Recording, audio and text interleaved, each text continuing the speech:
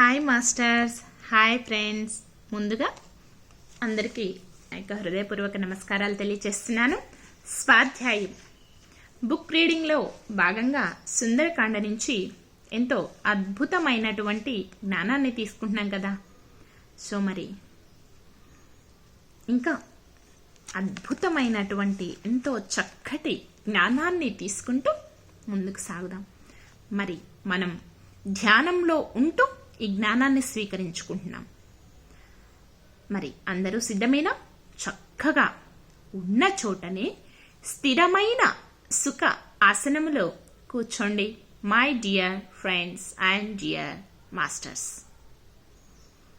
వెన్నుపూసని నిఠారుగా ఉంచండి. మీ రెండు కాళ్లను కూడా క్రాస్ చేసుకోండి. వేళ్లల్లోకి వేళ్లు పెట్టుకోండి. మీ రెండు కళ్ళను కూడా క్లోజ్ చేసుకోండి.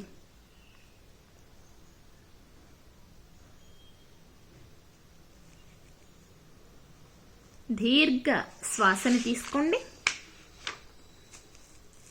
నిదానంగా శ్వాసని బయటికి వదిలివేయండి. మరొక్కసారి దీర్ఘ శ్వాసని తీసుకోండి. నిదానంగా శ్వాసని బయటికి వదిలివేయండి. మరొక్కసారి దీర్ఘ శ్వాసని తీసుకోండి. నిదానంగా శ్వాసని బయటికి వదిలివేయండి. ప్రశాంతమైన మనస్సుతో, ఏకాగ్రతతో సహజంగా జరిగేటటువంటి శ్వాసని గమనిస్తూ, శ్వాసతో అనుసంధానం అవుతూ అంతరంగంలోనికి ప్రయాణించండి. My dear masters and dear friends.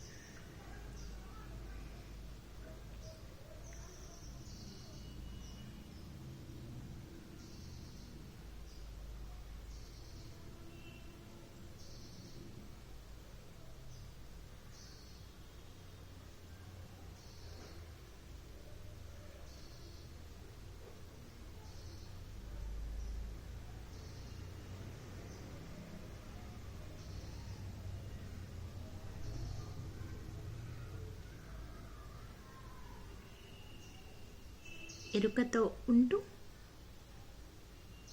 శ్వాసతో అనుసంధానం అవుతూ అంతరంగంలోనికి లోతుల్లోనికి ప్రయాణించండి.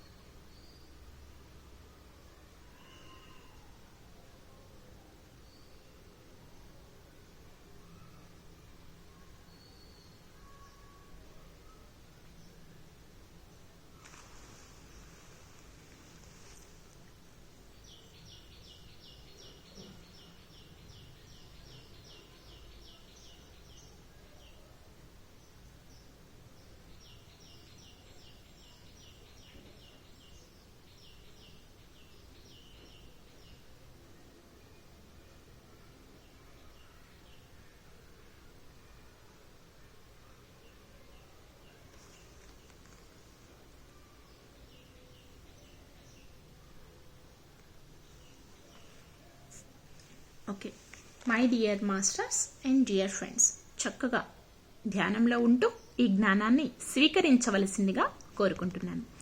ఎవరూ కూడా ధ్యాన స్థితి నుంచి బయటికి రాకండి. చక్కగా ధ్యానంలోనే ఉంటూ ఈ జ్ఞానాన్ని స్వీకరించవలసిందిగా కోరుకుంటున్నాను. ఓం అహం ఆంజనేయాయ నమః. 30వ సర్గము. వీరుడగు హనుమ త్రిజట స్వప్నము సీతమ్మను రక్కసులు భయపెట్టటము అన్నీ విన్నాడు. మహేంద్రనందన వానన దేవతాలాగా అట సీతమ్మను చూచి అనేక విధాల చింతించాడు. ఏ దేవి కొరకు నలుదెసల వేలాది వానరులు అన్వేషించుచున్నారో ఆ మహాతల్లిని దర్శించాను. ఏ దేవి కొరకు నలుదెసల వేలాది వానరులు అన్వేషించుచున్నారో ఆ మహాతల్లిని దర్శించాను. ఈమెను వెతకటానికి ప్రత్యేకముగా నేను వచ్చి ఈ రక్కసులను గోప్యముగా వీరి శక్తిని పరికించాను. రక్కసుల విశేషము, నగర పరిశీలన, రావణుని ప్రభావము అన్నీ చూశాను. అప్రమేయ సత్యదయాశాలి రాముని కొరకు నిరీక్షించుచు సీతమ్మకు స్వాంతన వాక్యాలు చెప్పాలి. పూర్ణచంద్రుని బోలు మోము చింతలను ఎరుగని ఈమెకు శాంతి వచనాలు చెప్పాలి. మనసంతా శోకము గల ఈమెను ఓదార్చక కిష్కందుకు వెళ్ళకూడదు. అలా నేను చేస్తే కీర్తిమూర్తి ఈమె రాక్షసులకు చిక్కు విడివడలేక చనిపోవును. మహాబాహుడు పూర్ణచంద్రుని బోలువాడు సీతమ్మను గాంచాలని ఆత్రత్తపడు రాముణ్ణి ఓదార్చాలి. ఈ రక్కస స్త్రీలుండగా ఈమెతో మాట్లాడరాదు. ఏది మార్గం? ఇది విషయ సమస్య. ఈ నిశ పోకుండా ఈమెను ఓదార్చాలి, లేదా చనిపోతుంది. సీత నాకు ఏం చెప్పింది అని రాముడడిగితే ఈమెతో మాట్లాడక ఏమని చెప్పాలి? సీతా విషయం తెలియక వెళ్ళిన నన్ను చూచి రాముడు తన చూపుతో కాల్చివేస్తాడు. సీతమ్మను ఊరడించక కిష్కింధకు నేనేగి రామ సుగ్రీవులను గుని ఇచ్చటకి వస్తే సీతమ్మ చనిపోను. అప్పుడు వారి రాక నిరార్థకమే గదా. ఇచ్చట రాక్షసులు పోయే వరకు ఉండి అనంతరము దుఃఖించిన ఈమెను ఓదారుస్తాను. వానరుడను మానవులు మాట్లాడు సంస్కృతి ఈమెతో భాషించాలి. ద్విజులు భాషించు సంస్కృతమును మాటలాడ సీతమ్మ రావణుడని భయభ్రాంతురాలగును. నేను సంస్కృతమున మాట్లాడను, మానవునిగానే భాషిస్తాను. మరొక రకాన ఈమె నోరడించలేను. నేను సంస్కృతములో భాషిస్తే రావణునికి జడిసిన సీతమ్మ నన్ను చూచి నా భాష విని ఇంకా భయమందుతుంది. నన్ను చూచి రావణునిగా భావించి చాలా దుఃఖిస్తుంది, కేకలేస్తుంది. అలా ఆమె కేక వేస్తూ మహా క్రూర రక్కసులు అస్త్రశస్త్రాలతో మృత్యు రూపములై నా మీద పడతారు. తరువాత చెట్లతో వికృత రక్కసులు నలుదట్ల నుండి వచ్చి నన్ను బంధింప చూస్తారు. నేను 4 దిక్కులకు పరిగెడితే భయపడి నన్ను శంకిస్తారు. ఈ వనములో సంచరించు నన్ను చూచి రక్కసులు నా పెద్ద శరీరాన్ని చూసి రక్కస కాంతలు భయభ్రాంతులవుతారు. వీరు వెళ్ళి రావణుని గృహాన్ని కాపున్న వారిని పిలుస్తారు. వారు శూల శక్తి ఆయుధాలతో నాపైకి యుద్ధానికి వస్తారు. ఆ రాక్షసులు నన్ను ఎంతగా చుట్టుముట్టినా వారిని జయిస్తాను. కాని అలిసి మరల సముద్రము దాటగలనో లేను. నన్ను బంధించగలరు. నా పని పాడగును, నేను బంధనలో నుందును. హింస ప్రకృతి గల వారు ఈమెను చంపగలరు. రామ సుగ్రీవుల కార్యము చెడును, వచ్చే మార్గము సీతకు ఉండదు. సాగరముచే ఆవరింపబడిన ఈ లంకలో ఎక్కడో ఉంటుంది. నేనిట వీరి వలన చనిపోయినా, రామునకు సీతమ్మ విషయం చెప్పినా వారు మరలేడు. దీర్ఘముగా యోజించిన 100 యోజనాలు సాగరాన్ని దాటగలిగిన వాడు కానరాలేదు. 1000 రాక్షసులను చంపగలను, తరువాత సముద్ర లంఘన చెయ్యలేను. యుద్ధమున ఎవరు జయిస్తారో చెప్పలేము. అనుమానముగా ఉంది. దురాలోచన గలవాడు సంశయపు పని చెయ్యడు. సీతమ్మతో ఎలాగైనా మాట్లాడాలి, లేదా చనిపోతుంది. నాకు మాట్లాడకున్న గొప్ప దోషము వచ్చును. దేశ కాలాలు ఆలోచింపక దూత గావించు కార్యాలు సూర్యోదయమున అంధకారము పోయినట్లగును. మంచి చెడ్డలు రెండూ ఆలోచించి ప్రభువు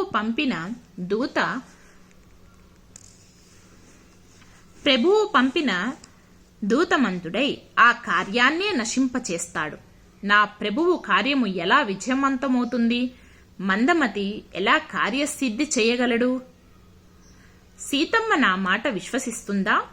భయభ్రాంతికి లోనవ్వదు గదా అని హనుమ అనేక విధాల ఆలోచించాడు. మహాకార్యాలు చేసిన రాముని ఎందే ఈమె హృదయముంది. ఈమె మనస్సుకు భయము లేకుండా చెయ్యాలి. ఈక్ష్వాకు శ్రేష్ఠుడు ఆత్మనెరిగిన శ్రీరాముని చరిత్ర నమ్మునట్లు చెప్తాను. ఇలా హనుమ బహువిధాల జగత్పతి రాముని అర్ధాంగిని చూసి వృక్షపు శాఖపై కూర్చొని ఇలా పలికాడు. ఇది వాల్మీకి మహర్షి విరచిత శ్రీమద్ రామాయణమున సుందరకాండ ఎందు 30వ సర్గం. సర్వం హనుమాన్ దర్శనమస్తు. ఓం అహం ఆంజనేయాయ నమః. 31వ సర్గం. హనుమ అలా ఎన్నో విధాల ఆలోచించి సీతమ్మ దగ్గరకు సుమధురముగా ఇలా అన్నాడు. హనుమ అలా ఎన్నో విధాల ఆలోచించి సీతమ్మ దగ్గరగా సుమధురముగా ఇలా అన్నాడు. దశరథ మహారాజ రథ గజ తురంగాలు గలవాడు, పుణ్యశీలుడు, కీర్తిశాలి, సత్యవంతుడు, వీరుడు, రాజర్షి సుగుణ శ్రేష్ఠుడు, మహర్షుల వంటి తపస్సు కలవాడు, చక్రవర్తుల వంశాన జన్మించినవాడు, మహేంద్ర సముడు, అహింసా ధర్ముడు, మహాదత్తుడు, సత్య పరాక్రముడు, ఈక్ష్వాకు వంశం ముఖ్యుడు, లక్ష్మీవంతుడు, ఆశ్రిత పారిజాతము, రాజలక్షణాలన్నీ గలవాడు, 4 సముద్రాల మధ్య గల భూమిని సుప్రసిద్ధుడు, వరులను సుఖపెట్టి తాను సుఖమందినవాడు, చంద్రుని వంటి మోము గలవాడు, ప్రియుడు, విశేషజ్ఞుడు, అతని జ్యేష్ఠ కుమారుడు, తన ధర్మాన్ని రక్షించు బంధు ధర్మమున రక్షించువాడు, పేరు రాముడు, జన్లను కాపాడి ధర్మరక్షణ చేయువాడు. ఆ రాముడు సత్యసంధుడు. తన తండ్రి మాట ప్రకారము ధర్మపత్ని సీత తమ్ముడు లక్ష్మణునితో అరణ్యానికి వచ్చాడు. ఆ అరణ్యాన వేటలో కామరూపులు అనేక మంది రాక్షసులను రాముడు వధించాడు. రక్కసులు చనిపోవుట, కరదూషణాదులు, మరణము, రావణుడు మరీచునిచే మాయలేడిగా సీతాపహరణం చేయించాడు. సీతని అన్వేషిస్తూ రాముడు సుగ్రీవునితో అరణ్యాన మేత్రి గావించాడు. మహాపరాక్రముడు శ్రీరామునిచే వాలిని చంపించి సుగ్రీవుడు వానర రాజ్యాభిషిక్తుడయ్యాడు. సుగ్రీవ ఆజ్ఞ వానరులు 4 దశలుగా కామరూపాలతో వెతకసాగారు. సంపతి మాట ప్రకారము నేను 100 యోజనాల వైశాల్యము గల సాగరాన్ని సీతమ్మ కొరకే లంఘించాను. ఏ సీతమ్మ రూపము, వర్ణము మొదలైనవి విన్నానో ఆ దేవి యొక్క దర్శనానికి ఆమె దగ్గరకే వచ్చాను. ఇలా హనుమ మాట్లాడి మౌనము వహించాడు. సీతమ్మ ఆ వాక్కులకు అద్భుతమందింది. అందమైన కేశాలు గల సీతమ్మ భయభ్రాంతితో మోము పైకెత్తి శించుపా వృక్షాన్ని చూచింది. ఆమె హనుమ మాటలు విని రామనామ జపముతో అన్ని దిక్కులకు చూసి ఆనందమందింది. సింసుప వృక్షాన్ని పైన క్రింద పక్కల గగనానికి భూమికి చూపులు నిగీడించి సుగ్రీవిని మంత్రి మహాబుద్ధిశాలి హనుమాన్ను సీతమ్మ గాంచినది. ఇది వాల్మీకి మహర్షి విరచిత శ్రీమద్ రామాయణమున సుందరకాండ ఎందలి 31వ సర్గం. సర్వం హనుమాన్ దర్శనమస్తు. ఓం అహం ఆంజనేయాయ నమః. 32వ సర్గం. కొమ్మల మధ్యలో ఉండి తెల్లని వలువ దాల్చి మెరుపులా పచ్చగా ఉన్న హనుమాన్ను సీతమ్మగాంచి భయపడింది. ప్రియముతో అశోక పుష్పాల వంటి కాంతితో మంచి బంగారు రంగుగల కన్నులతో నున్న హనుమాన్ను సీతమ్మ చూచింది. అద్భుతాశ్చర్యాలతో ఇలా అనుకున్నది, ఇంత భయంకర ఈ వానరుడేమి చూడరానట్టిది అని సీతమ్మ మూర్ఛలో మునిగింది. తేరుకొని మహాభయముతో రామా రామా లక్ష్మణ అని ఎంతో దుఃఖించింది. మెల్లగా అనేక విధాల భీతిల్లింది. వినయముతో దగ్గరగా ఉన్న హనుమాన్ను గాంచి కళ అనుకుంది. సుగ్రీవ మంత్రి పెద్ద మోము బుద్ధిగల వారిలో అగ్రేసరుడు హనుమాన్ను గాంచెను. అలా హనుమాన్ను గాంచి సీతమ్మ మూర్ఛపడింది. కొంతసేపటికి లేచి ఇలా అనుకున్నది, స్వప్నమున వానరాన్ని చూచాను, కలలో కోతిని గాంచకూడదు. రామా లక్ష్మణ మీకు మంగళమగుగాక, నా పిత జనక రాజుకు శుభమగుగాక అని సీతమ్మ అనుకున్నది. నాకు నిద్ర లేనిదే స్వప్నం ఎలా వస్తుంది? రాముని వియోగముననున్న నాకు నిద్ర వస్తుందా? మనసులో మాటలో చేతలలో రామునే తలుచుట మరు బాధతో ఆయన్నే దర్శించుచున్నాను. ఆయన గుణాలనే వింటున్నాను. రామా రామా అని ఎల్లప్పుడూ అనుట వలన నేత్రాలతో అతని రూపాన్నే చూచుట వలన ఇలా జరిగింది. నాకు వినబడింది. నా భ్రాంతియే. మరి ఈ వానరుడు నాకు కానవస్తున్నాడు? బృహస్పతికి, మహేంద్రునకు, బ్రహ్మకు, అగ్నికి నమస్సులు. నా దగ్గర ఈ వానరుడు ఆడిన వాక్కులు నిజమగుగాక, ఇది స్వప్నముగాకుండుగాక. ఇది వాల్మీకి మహర్షి విరచిత శ్రీమద్ రామాయణము యందు సుందరకాండమున 32వ సర్గం. సర్వం హనుమాన్ దర్శనమస్తు. ఓం అహం ఆంజనేయాయ నమః. 33వ సర్గ. పగడము లాంటి మోము మహా తేజము గల హనుమ వినయుడై సీతమ్మ దీనావస్థతను చూసి బాధపడి ఆమెకు దగ్గరగా వచ్చి తలతో నమస్కరించి మధుర పలుకులతో ఇలా అన్నది. పద్మాక్షి ఇలా అన్నారు. పద్మాక్షి, మాసిన పీత వస్త్రాన్ని దాల్చావా? శీలవతి, ఈ కొమ్మను పట్టుకున్న నీవెవరమ్మా? పద్మముపై కెరటాలు పడి అప్పుడే దిగజారిన జలబిందువుల్లాగా దుఃఖశ్రువులు పడుచున్నావెందుకు? దేవ, దానవ, నాగ, గంధర్వ, రాక్షస, యక్ష, కిన్నెరలో నీవెవరివి? తల్లి, రుద్ర, మరత్తులు, వసువులందు నీవెవరివి? నాకు చూడగా దేవతలా కానవస్తున్నావు.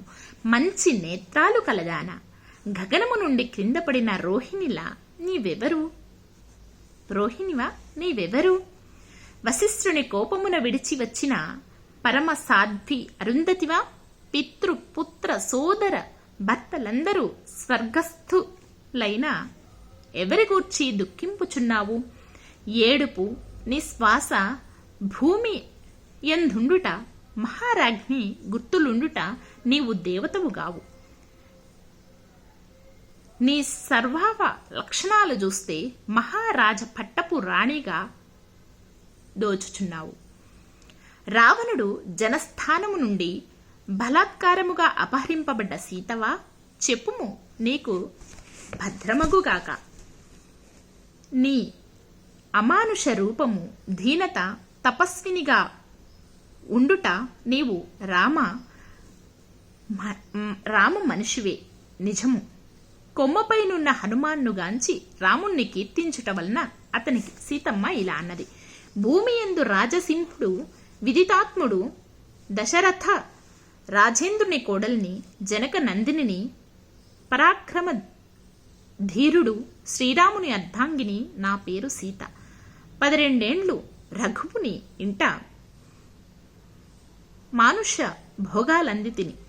13వ ఏటన దశరథ రాజు తన సుతునికి రాజ్యాభిషేకము చేయ వశిష్ఠునితో ప్రయత్నించాడు.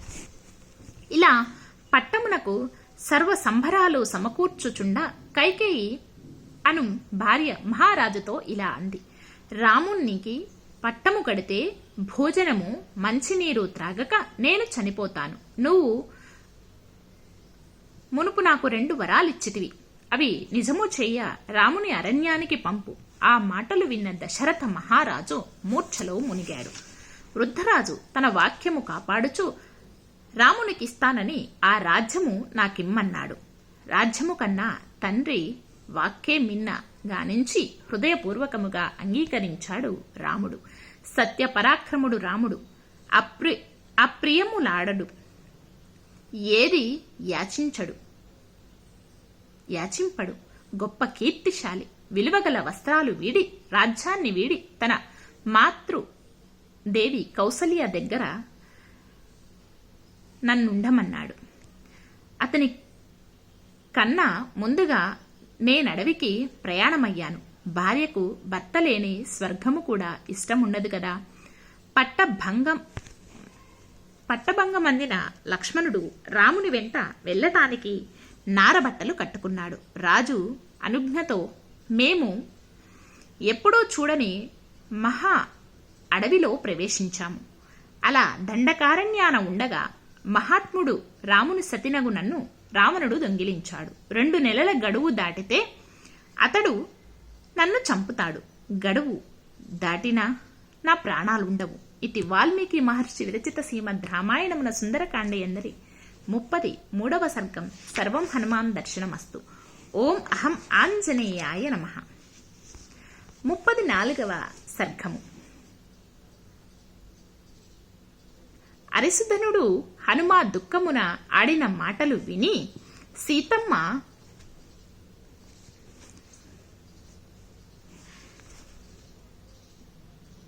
సీతమ్మతో ఇలా పలికాడు: దేవి, నేను శ్రీరామ దూతను. నీకు వర్తమానము తెచ్చాను. రాముడు క్షేమము. నీ కుశలం అడిగినాడు.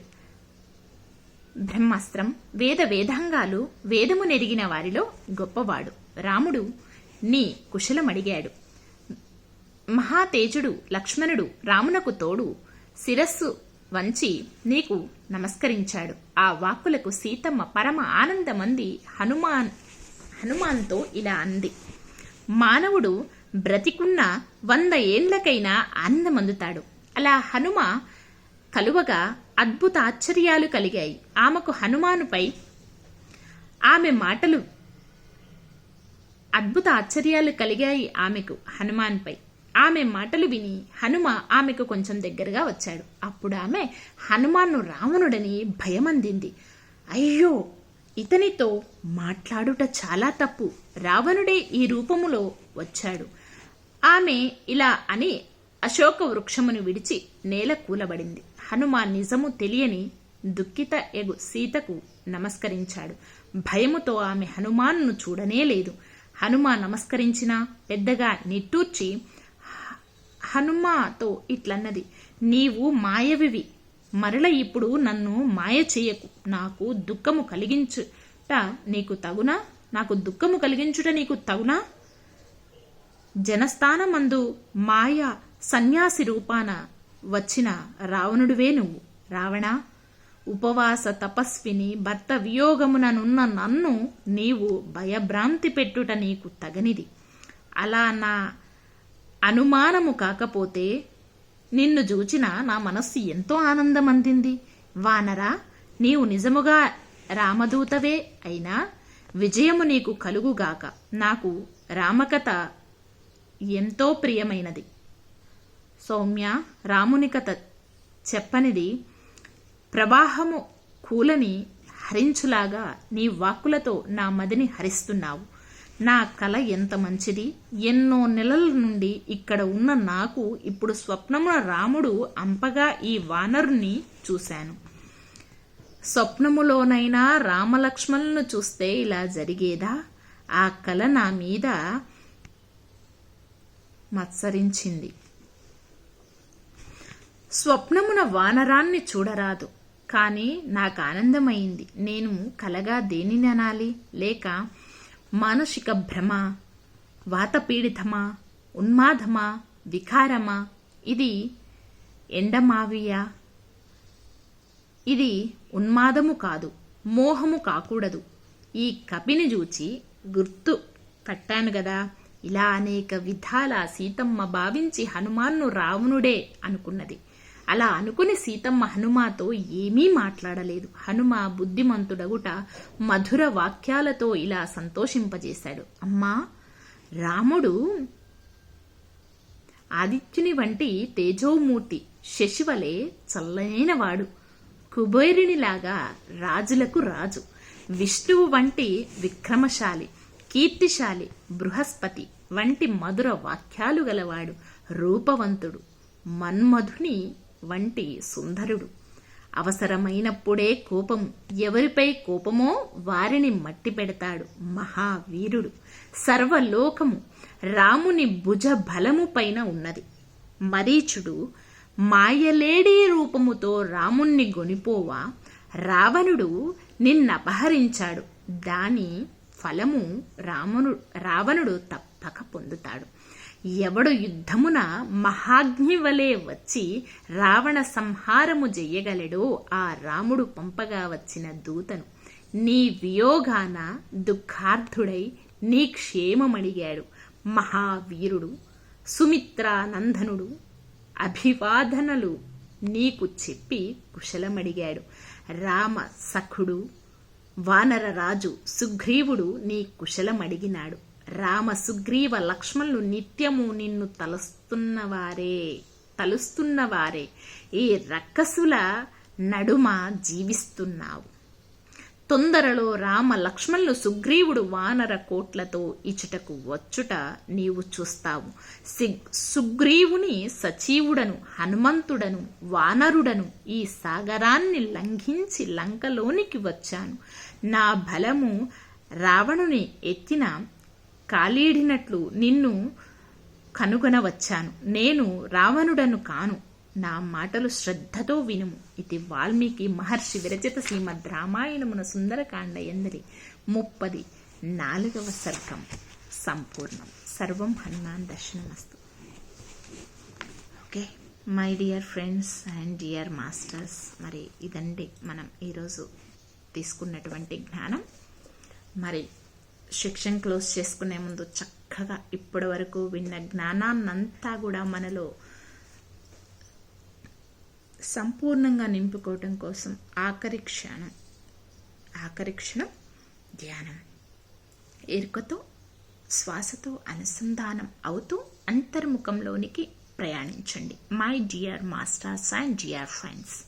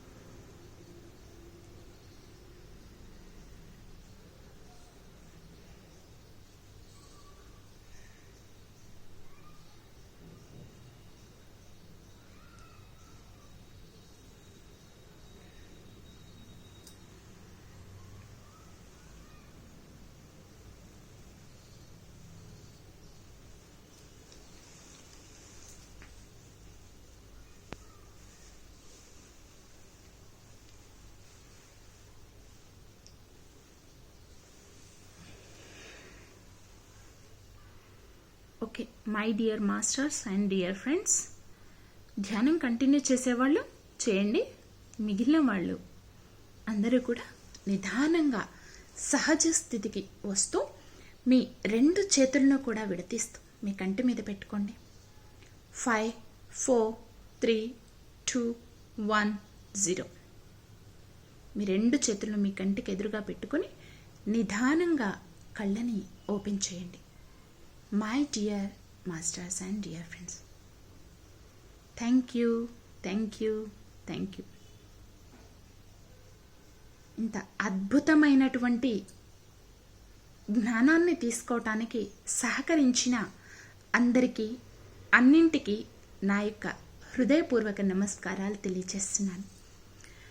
Thank you everyone, love you everyone, thank you to all, love you to all. Thank you universe, love you universe. Thank you, thank you, thank you. Survey జన సుఖినో భవంతు. మరొక సెక్షన్లో మళ్ళీ కలుసుకుందాం.